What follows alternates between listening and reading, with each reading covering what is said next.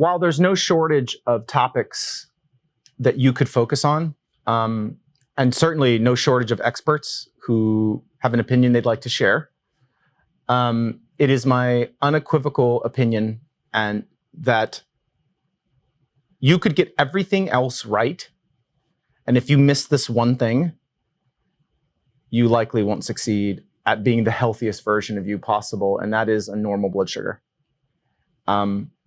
We live in a world where there are no famines. We have nutritional abundance, even in the most poverty-stricken areas of our country.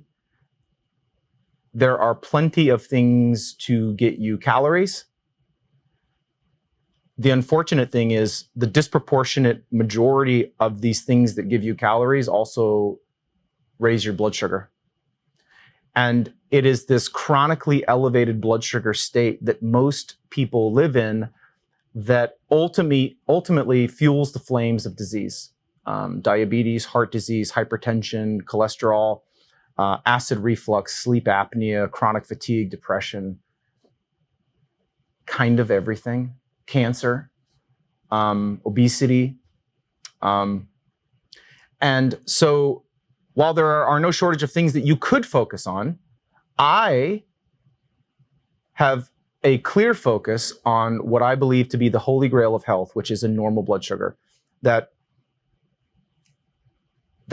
if you can start your health journey with ensuring that not only are you not diabetic, which would be by definition the inability to normalize your blood sugar despite your body's best efforts, that if you can prevent an elevated blood sugar in a hyperinsulin state and then prevent diabetes, you can then prevent heart disease and stroke. You can then prevent cancer. You can then prevent Alzheimer's, dementia. You can then prevent obesity. You can,